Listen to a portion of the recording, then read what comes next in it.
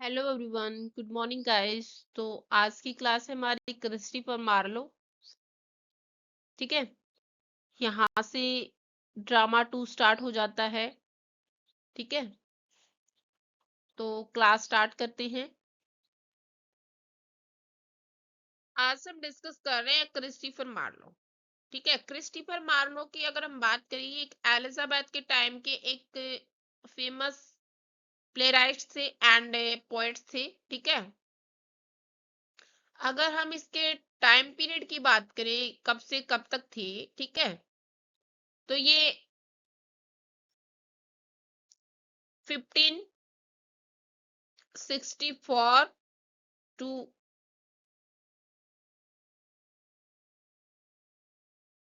1593 तक। ठीक है, 93 तक। एंड बात करेंगे जो मतलब विलियम शेक्सपियर है। ठीक है, विलियम शेक्सपियर है, वो जो मतलब फेमस होने से पहले, विलियम शेक्सपियर फेमस होने से पहले जो मार्लो है, इंग्लैंड के सबसे मतलब बड़े लेखक थे, यानी राइटर्स थे एंड प्ले राइट्स थे। ठीक है, यानी विलियम शेक्सपियर के फेमस होने से पहले मार्लो ही इंग्लैंड के बड़े मतलब राइटर्स थे एंड प्ले राइट्स थे। ठीक है, फिर मतलब एक्चुअली में क्या किया उन्होंने, शेक्सपियर के लिए एक मतलब रास्ता तैयार किया। ठीक है, और वो उससे बहुत मतलब बहुत इंस्पायर्ड भी थे। ठीक है, एंड अगर हम मतलब क्रिस्टोफर मार्लो की डेथ की बात करें, ठीक है, तो एक इसकी जो डेथ है वो एक बार के मतलब फाइट के दौरान उसकी डेथ हुई थी।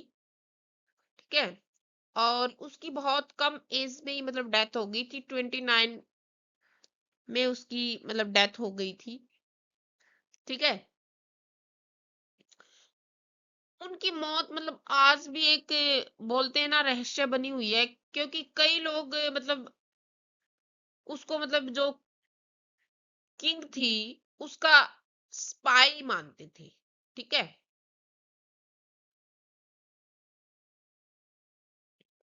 एंड हम बात करें फादर्स ऑफ ब्लैंक वर्स, यानी ये फादर थे ब्लैंक वर्स के, ब्लैंक वर्स ड्रामा।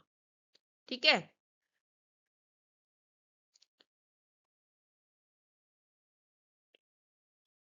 यानी जो क्रिस्टोफर मार्लो है उसने जो प्ले लिखे थे वो बहुत ही सिंपल लैंग्वेज में लिखे थे। ठीक है,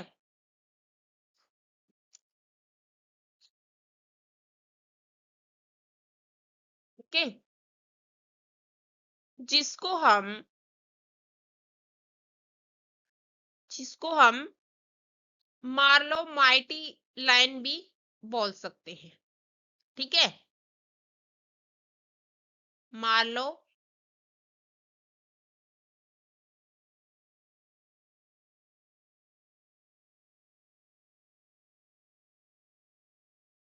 माइटी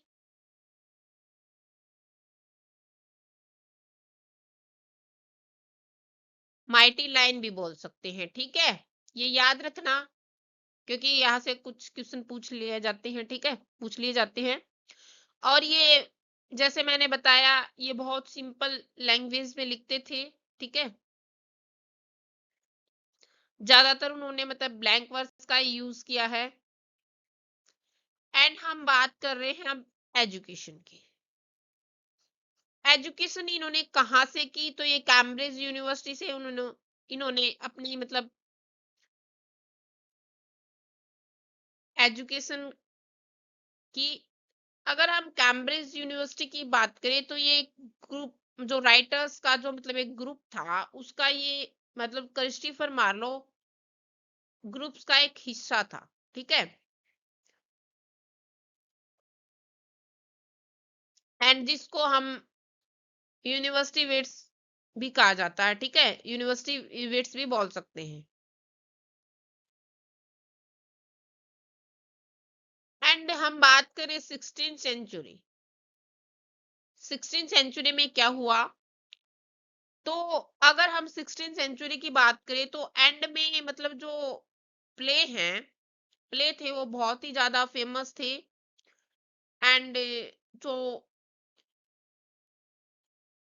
प्ले में अक्सर मतलब ऐसे हीरो होते थे जो बहुत ही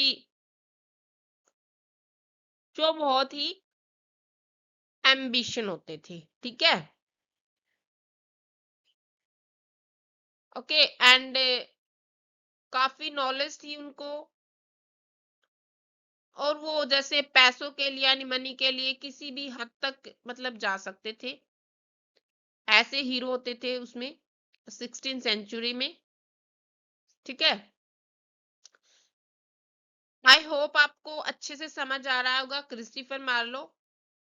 नेक्स्ट हम इसकी बात करेंगे, इनके प्ले के बारे में, जो फेमस प्ले हैं उनके बारे में डिस्कस करेंगे। ठीक है, क्योंकि नेट में ज्यादातर यहाँ से पूछे जाते हैं क्वेश्चन। ओके, अब हम बात कर रहे हैं क्रिस्टोफर मार्लो प्ले के बारे में। ये है तामोरलेन दी ग्रेट। तामोरलेन दी ग्रेट ये फेमस प्ले है।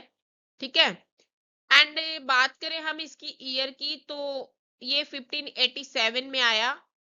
ठीक है, एंड हम बात करेंगे इसके प्लॉट यानी स्टोरी के बारे में।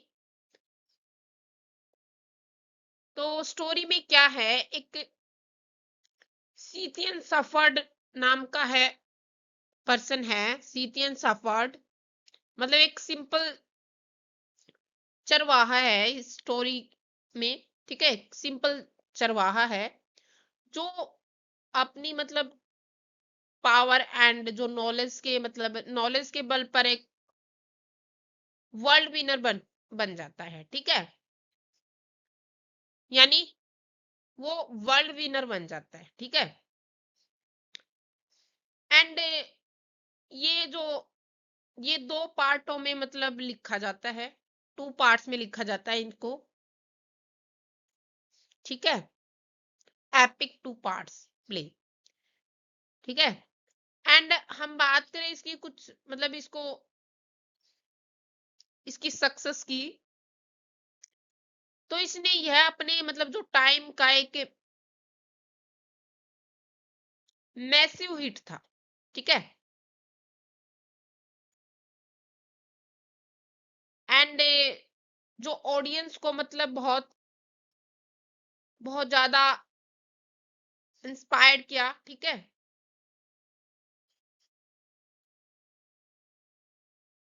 एंड यानी काफी ऑडियंस ने उसको इंस्पायर्ड किया। एंड बात करें मार्लो माइटी लाइंस की, तो ये ब्लैंक वर्स में लिखी जा रही थी। ठीक है, सबसे बड़ी मतलब क्रिस्टोफर मार्लो की यही जो खासियत थी, मतलब कि वो ब्लैंक वर्स यूज करते थे। ठीक है, ब्लैंक वर्स में लिखते थे, और इसको क्या बोलते थे, ठीक है, इसको बोलते थे मार्लो माइटी लाइंस। ठीक है, ब्लैंक वर्स,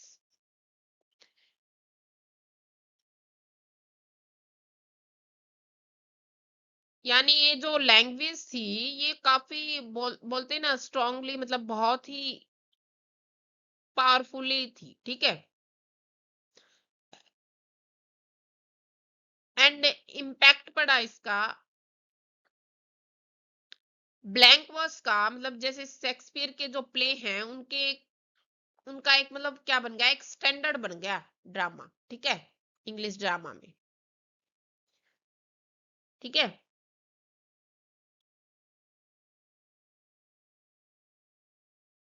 अगर हम बात करें पॉपुलर ड्रामा की, तो पॉपुलर ड्रामा सिक्वल में, ठीक है, सिक्वल में मतलब ये तैमूर तैमूरलेन द ग्रेट पार्ट 2 में भी लिखा गया था, ठीक है, पार्ट 2 में भी लिखा गया, ठीक है। तो ये था Tamerlane the great. And next play की बात करेंगे हम। अब हम डिस्कस करेंगे नेक्स्ट प्ले के बारे में, ठीक है। नेक्स्ट प्ले है the zoo of Malta. The zoo of माल्टा की बात करें अगर हम टाइम की, तो ये 1589 टू 1519 तक था, ठीक है। एंड ये एक डार्क ट्रेजेडी है। एंड इसमें जो बाराबस है वो मेन है, ठीक है, यानी मेन कैरेक्टर है, और वो काफी अमीर होता है, ठीक है।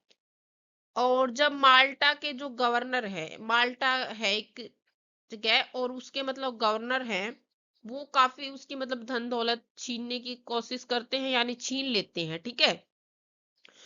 तो वो अपना मतलब बदला लेने के लिए, ठीक है, अपने मतलब दुश्मनों का मर्डर तक की हद तक चला जाता है, ठीक है, यानी दुश्मनों को खत्म करने के लिए वो किसी भी हद तक चला जाता है, ठीक है। एंड फोर्टिनस यूज करता है, ठीक है, यानी 14 सिलेबस, ठीक है, 14 सिलेबस इन ए लाइन, ठीक है। इसका आपको पता होगा, जैसे मैंने बात की, वो काफी अमीर है, बाराबस, ठीक है, बाराबास।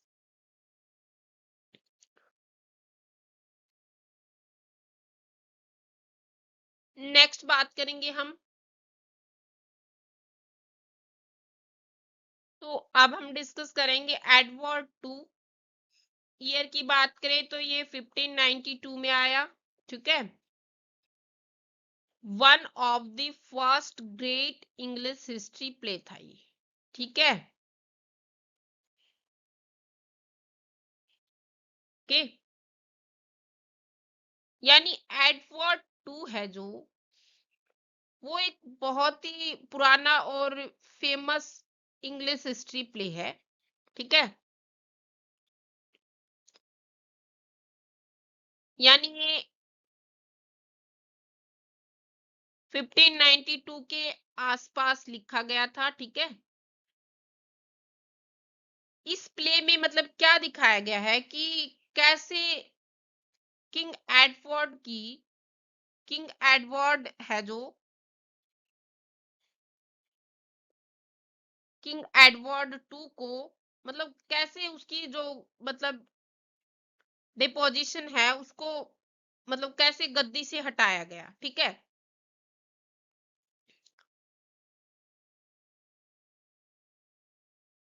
और इसमें मतलब एक उनके खास अच्छे जो फेवरेट मतलब अच्छे दोस्त थे, जिसके नाम की बात करें तो जैसे ये है पियर्स गैवेस्टन, ठीक है।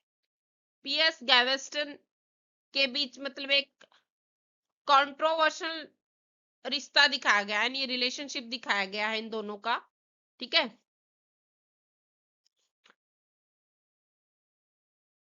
एंड इसमें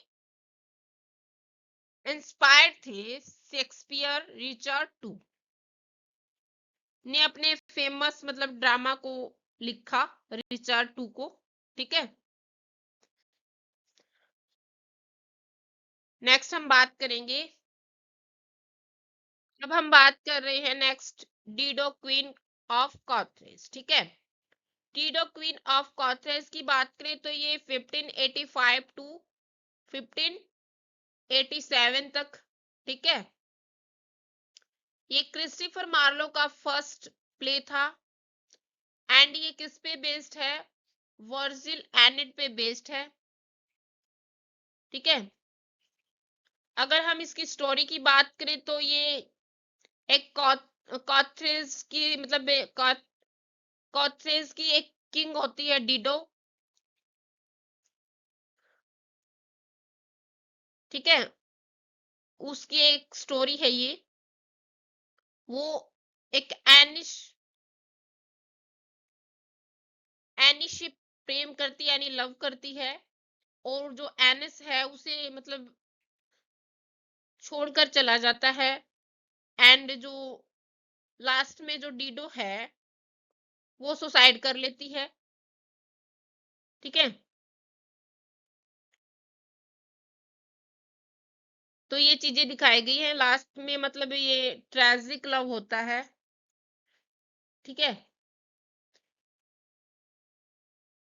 यानी सैड स्टोरी है ये।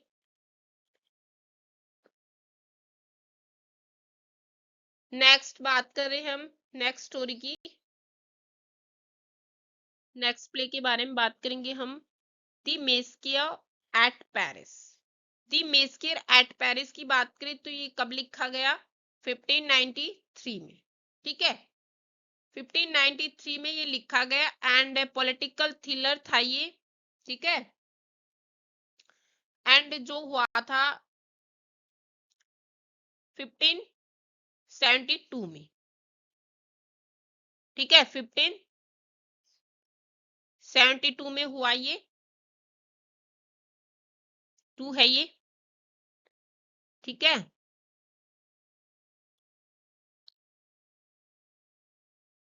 एंड ये किस पे बेस्ड है, तो ये बेस्ड है सेंट बार्थोलोमी डे मेस्कियर पर। ठीक है, यानी उसकी सच्ची जो इवेंट्स है उन पे बेस्ड है ये। ठीक है, सेंट बार्थोलोमी डे मेस्कियर पर मतलब बेस्ड है ये। ठीक है, उसकी जो मतलब सच्ची इवेंट्स थी उन पर। ठीक है, एंड ये इसमें मतलब 1572 में हजारों फ्रांस प्रोटेस्ट के डेथ हो गई थी, बहुत ज्यादा लोगों की मतलब डेथ हो गई। ठीक है,